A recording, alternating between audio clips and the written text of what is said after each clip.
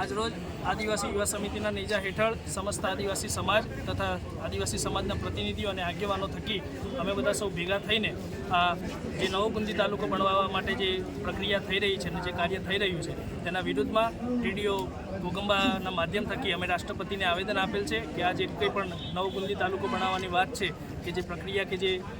પ્રયાસો થઈ રહ્યા છે ફતેહસિંહ ચૌહાણ દ્વારા તે બિલકુલ ગેરબંધારણીય અને ગેરવ્યાજબી છે અને આના વિરોધ અમે સમસ્ત આદિવાસી સમાજનો છે, જેથી રાજ્ય સરકાર અને કેન્દ્ર સરકાર તથા રાજ્યપાલ અને રાષ્ટ્રપતિ આ બાબતનું ધ્યાન લે અને જે ગેરબંધારણીય રીતે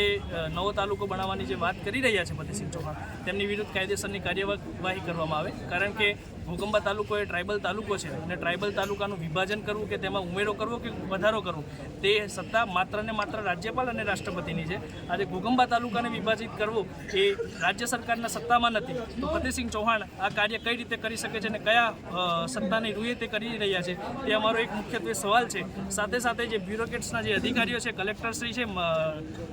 જિલ્લા વિકાસ અધિકારી છે અને તાલુકા વિકાસ અધિકારી છે, અમે જાણવા મળેલ છે લોકવાયકા થકી કે તેઓએ સામાન્ય સભાની અંદર ઠરાવ કરી દીધો છે, જ્યારે તાલુકા પંચાયત કે પછી જિલ્લા પંચાયતનો કોઈ રાઇટ્સ નથી કે તેઓ ઘોગંબા કોઈ પણ ટ્રાઇબલ વિસ્તારને વિભાજન કરવું કે ઉમેરવાની સત્તા તેમની પાસે છે નહીં. તો આ જે ઠરાવો પણ થયેલા છે જે ગેરબંધારણીય છે, આ ઠરાવો પણ રદ કરવામાં આવે. જો આવનારા સમયમાં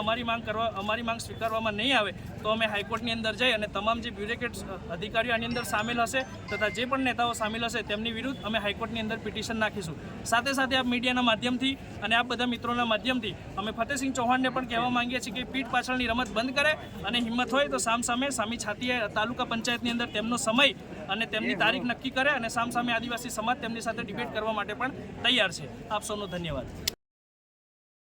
નમસ્કાર, MS લાઈવમાં આપનું હાર્દિક સ્વાગત છે. મિત્રો, આજે તમે જોઈ શકો છો મોટી સંખ્યાની અંદર ઘોગંબા તાલુકાની અંદર આદિવાસી વિકાસ સમિતિના જે લોકો છે ભેગા થયા છે અને આદિવાસી વિકાસ જાતિના લોકો ભેગા થઈને ગુંદી તાલુકો જે નવીન બનાવવા માટેની ફતેહસિંહ ચૌહાણની માગણી છે તેને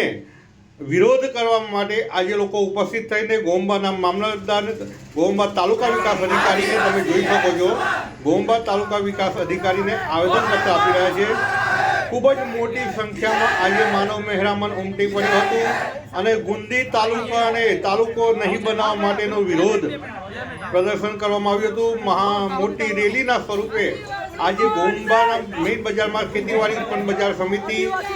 ત્યાંથી છેક ઘોગંબા તાલુકા વિકાસ અધિકારીને આવેદનપત્ર આપીને તાલુકા ઓફિસ ખાતે પોતાનો વિરોધ આજે લોકોએ નોંધાવ્યો છે. તમે જોઈ શકો છો ખૂબ જ મોટી સંખ્યામાં માનવ મહેરામણ ઉમટ્યું છે અને લોકોએ વિરોધ કરીને આજે ચારેય બાજુથી ઘોગંબા તાલુકાના મોટાભાગના ગામોમાંથી લોકો આવ્યા છે અને આનો વિરોધ નોંધાવ્યો છે. મિત્રો, તમે જોઈ શકો છો રાજગઢ પોલીસ દ્વારા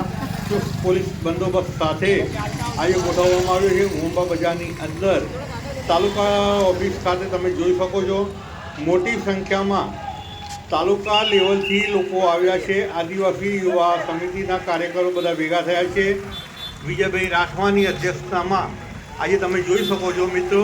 ખૂબ મોટી સંખ્યામાં એમાં પૂર્વ સમિતિના ચેરમેન ઉપરાંત શિક્ષણ સમિતિના ચેરમેન પૂર્વ બધા ઉપસ્થિત રહ્યા છે અને એમની આગેવાનીની અંદર